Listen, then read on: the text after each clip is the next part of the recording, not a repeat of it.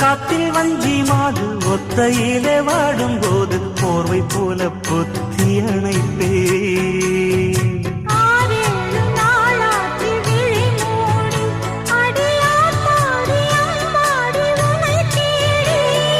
நீதானே மானே என் இளஞ்சோடி, உனை நீங்காது என்று